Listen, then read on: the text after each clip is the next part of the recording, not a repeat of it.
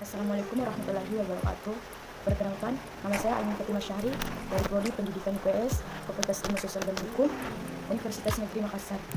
Di sini saya akan mempresentasikan tugas proposal penelitian yang diangku oleh Pak Robi Fatwi SSI MPD. Adapun judulnya yaitu Potensi Perekonomian Masyarakat Nelayan di Desa Pantana, Kecamatan Pajang, Kabupaten Bulukumba. Langsung saja kita masuk pada bab 1 yaitu pendahuluan. Yang pertama, latar belakang. Negara Kesatuan Republik Indonesia telah lama dikenal sebagai negara kepulauan. Negara Indonesia memiliki luas perairan 6,30 juta kilometer persegi dari total luas 8,24 juta kilometer persegi. Laut teritorial dibagi menjadi wilayah kedaulatan seluas 3,38 juta kilometer persegi dan wilayah perairan kedaulatan seluas 2,95 juta kilometer persegi. Indonesia merupakan negara dengan garis pantai terpanjang keempat di dunia dengan panjang 95,182 km. Sebagai negara dengan wilayah lautan yang sangat luas, daratan Indonesia terbagi atas pulau-pulau sehingga sering disebut sebagai negara kepulauan. Pada tahun 2014, 13,467 pulau terdaftar di PBB. Sisanya 4.040 pulau belum diberi nama, menurut Kementerian Kelautan dan Perikanan 2014. Dilihat dari luasnya laut Indonesia, harus menjadi sumber daya alam yang potensial bagi kesejahteraan penduduknya, terutama yang tinggal di pesisir. Paradoksnya, tingkat kemiskinan masyarakat pesisir masih mengkhawatirkan, dengan jumlah penduduk di bawah garis kemiskinan mencapai 32,4%. Salah satu akibat rendahnya produktivitas pendapatan masyarakat pesisir, khususnya nelayan, adalah sebagian besar dari mereka menggunakan perahu sederhana untuk menangkap ikan. Menurut data BPS, jumlah nelayan miskin di Indonesia pada tahun 2011 adalah 7,87 juta orang atau 24,1%. Dari total pendidikan miskin negara Indonesia juga menyatakan bahwa penyebab kemiskinan nelayan adalah rendahnya produktivitas dan pendapatan nelayan tradisional, karena nelayan tradisional hanya menggunakan perahu layar sederhana untuk menangkap ikan di laut dengan kondisi perairan yang dangkal. Demikian pula dalam pandangan Fauzi dalam Agung Gunanto 2011, nelayan Indonesia masih dalam kategori miskin. Misalnya di Selorang, Desa Pantana, Selorang yang bermata pencarian sebagai nelayan, rendahnya tingkat pendidikan menjadi salah satu penyebab sebagian besar warga Selorang bermata pencarian sebagai nelayan. Hal ini juga dikarenakan pencarian yang diturunkan dari generasi ke generasi, sehingga menyebabkan sebagian besar mata pencarian masyarakat Selorang adalah nelayan. Adapun rumusan masalah yaitu bagaimana karakteristik nelayan di Selorang, Desa Pantana, Kecamatan Kajang, Kabupaten Bulukumba. Yang kedua, faktor-faktor apa yang menyebabkan timbulnya kemiskinan pada nelayan di Selorang, Desa Pantana, Kecamatan Kajang, Kabupaten Bulukumba. Tujuan penelitian: yang pertama, mengetahui karakteristik nelayan di Selorang, Desa Pantana, Kecamatan Kajang, Kabupaten Bulukumba. Yang kedua, mengetahui faktor-faktor penyebab timbulnya kemiskinan nelayan di Selorang, Desa Pantana, Kecamatan Kajang, Kabupaten Bulukumba. Baik, kita masuk ke bagian bab 2 yaitu tujuan pustaka. Yang pertama itu masyarakat pesisir. Masyarakat adalah sekelompok orang yang hidup bersama atau sekelompok dalam suatu daerah atau tempat dengan aturan-aturan tertentu. Masyarakat berasal dari kata musyarak Arab yang berarti bersama-sama atau berkelompok, kemudian berubah menjadi masyarakat yang berarti bersama-sama, hidup bersama. Yang kedua, nelayan. Nelayan adalah orang yang secara aktif melakukan kegiatan penangkapan ikan. Seseorang yang hanya melakukan pekerjaan seperti membuat jaring atau mengangkat ikan dari perahu tidak dianggap sebagai nelayan.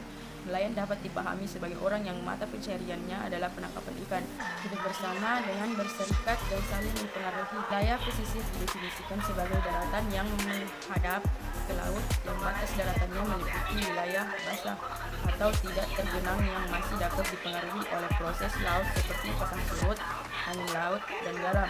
Sedangkan batas laut adalah daerah yang dipengaruhi oleh proses alami terestrial seperti aliran air tawar ke laut dan daerah laut yang dipengaruhi oleh aktivitas manusia di darat.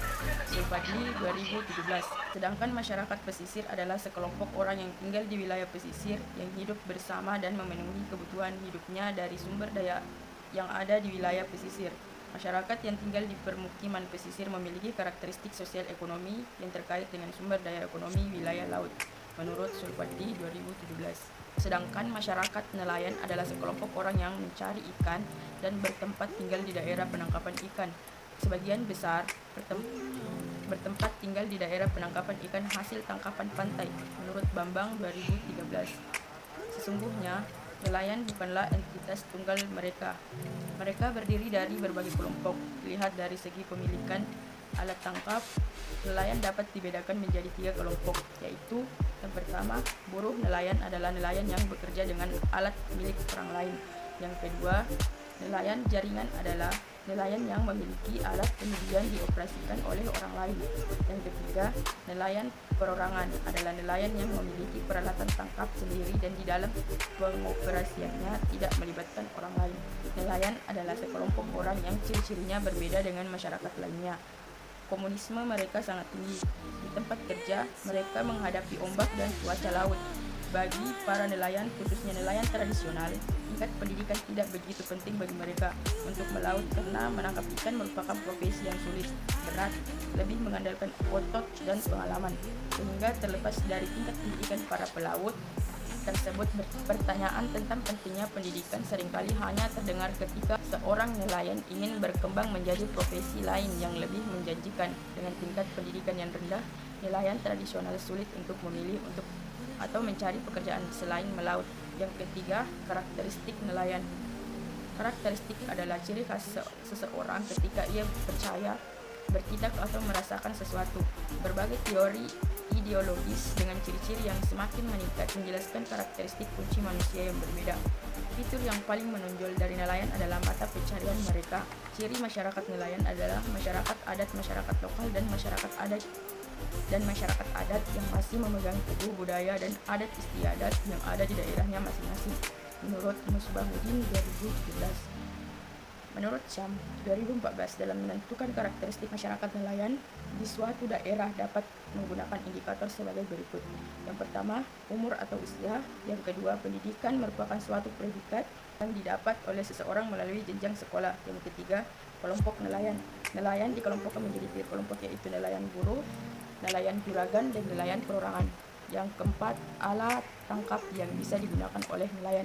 Yang kelima, waktu atau lama melaut. Nelayan melakukan penangkapan ikan di laut dengan jumlah jam yang berbeda. Masyarakat nelayan adalah masyarakat yang hidup dan menetap di wilayah pesisir dengan kepribadian karakteristik yang berbeda-beda. Kehidupan dibentuk menjadi suatu struktur sosial masyarakat yang sepanjang hidupnya mereka bergantung pada sumber daya laut dan pesisir, sehingga menimbulkan kebiasaan budaya masyarakat nelayan.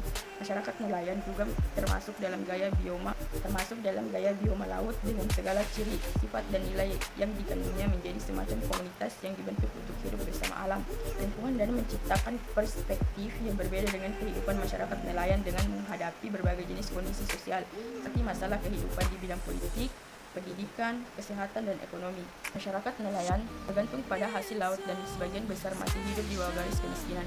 Hal ini disebabkan oleh beberapa faktor, terutama pendapatan mereka yang tidak menentu atau tidak memadai, tingkat pendidikan yang rendah, sehingga sebagian besar dari mereka tidak menyadari bahwa keberlanjutan sumber daya alam dan lingkungan dapat mempengaruhi tingkat pendapatan yang akan mereka peroleh. Dengan kondisi ini, sebagian besar dari mereka masih berada di bawah garis kemiskinan. Yang keempat, kemiskinan. Yang pertama, pengertian kemiskinan. Kemiskinan adalah status sosial ekonomi warga atau masyarakat yang tidak mampu memenuhi kebutuhan dasar yang layak bagi individu dan keluarganya. Dilihat dari taraf hidup yang layak atau terpenuhi kebutuhan dasar. Kemiskinan adalah kondisi penduduk atau penduduk yang hanya dapat memenuhi pangan, sandang, papan, dan barang-barang yang esensial untuk mempertahankan standar hidup minimum. Menurut Fauzi 2019, ada beberapa pendapat menurut para ahli tentang batasan pengertian kemiskinan Syahian 2012, antara lain sebagai berikut. Yang pertama, Friedman. Kemiskinan adalah ketimpangan kesempatan untuk membentuk kekuatan sosial berupa barang, sumber keuangan, jaringan sosial, barang atau jasa, pengetahuan, organisasi sosial, politik, dan keterampilan informasi. Yang kedua, Bakpenas. Kemiskinan adalah keadaan kekurangan total karena keadaan yang tidak dapat dihindari bagi seseorang yang memiliki kekuasaan yang dimilikinya. Yang ketiga, Mercer I. Kemiskinan adalah gejala penurunan kemampuan seseorang atau sekelompok orang sehingga mempengaruhi daya vital seseorang atau sekelompok orang ketika pada suatu titik tertentu mereka dapat tidak memenuhi kebutuhan hidup yang baik. Yang kedua, ciri-ciri kemiskinan. Menurut Hartomo dan Aziz dalam Prasetyo 2008, mereka yang hidup di bawah garis kemiskinan memiliki beberapa ciri, yaitu yang pertama, mereka sering tidak memiliki produktif sendiri seperti tanah, modal, atau keterampilan yang memadai. Input sangat sedikit karena otonomi sehingga potensi penghasilan sangat terbatas atau tidak mencukupi. Yang kedua, mereka tidak dapat memiliki aset produktif atau kepentingan mereka sendiri. Penghasilan tidak cukup untuk memiliki tanah yang subur atau modal usaha. Yang ketiga, tingkat pendidikan rendah sehingga sebagian besar tidak tamat SD, waktu untuk mencari nafkah singkat, sehingga tidak ada lagi yang tersisa untuk belajar. Anak-anak mereka tidak bisa menyelesaikan sekolah karena harus membantu orang tua mereka mendapatkan penghasilan tambahan atau merawat mereka di rumah, sehingga mereka telah terjebak dalam kemiskinan selama beberapa generasi. Yang keempat, kebanyakan mereka tinggal di pedesaan atau daerah ketertinggalan. Banyak di antara mereka tidak memiliki tanah, walaupun ada kecil sekali. Umumnya mereka menjadi buruh atau pekerja pasar di luar buruh karena perikanan bekerja dengan musiman, maka kesinambungan kerja kurang terjamin. Banyak di antara mereka kemudian bekerja sebagai pekerja bebas. Yang ketiga, faktor penyebab kemiskinan. Kemiskinan adalah status sosial ekonomi dari ketidakmampuan seseorang, warga negara atau masyarakat untuk memenuhi kebutuhan dasar individu dan keluarganya. Dari sudut pandang standar hidup yang layak atau memenuhi kebutuhan dasar, kemiskinan adalah keadaan di mana penduduk tidak dapat makan, berpakaian, atau mencari tempat tinggal yang diperlukan untuk mempertahankan standar hidup minimum. Menurut Korsi 2019, menurut Abdul Shani 2017, kemiskinan adalah kurangnya pendapatan untuk memenuhi kebutuhan dasar hidup sehari-hari. Diasumsikan bahwa orang tersebut akan miskin jika pendapatannya tidak cukup untuk memenuhi kebutuhan hidup seperti makanan, pakaian, tempat tinggal, dan sejenisnya. Baik, kita masuk pada bab 3, metode penelitian. Yang pertama, jenis penelitian. Jenis penelitian dalam penulisan proposal ini adalah jenis penelitian deskriptif. Pencarian deskriptif adalah metode pencarian yang mempertimbangkan keadaan sekelompok orang, objek, kondisi, sistem pemikiran, atau kelas kejadian pada masa sekarang. Tujuan dari metode penelitian deskriptif adalah untuk menggambarkan secara sistematis, realistis, dan akurat peristiwa-peristiwa serta hubungan-hubungan antara fenomena-fenomena yang diteliti dalam penelitian. Yang kedua, jenis dan sumber data. Jenis data dalam penelitian ini adalah data sekunder. Sumber data. Data sekunder adalah data yang mendukung penelitian ini, di mana data dikumpul dari berbagai dokumen seperti jurnal, artikel, atau buku yang berhubungan dengan penelitian dan internet. Itulah tadi presentasi dari saya. Wassalamualaikum warahmatullahi wabarakatuh.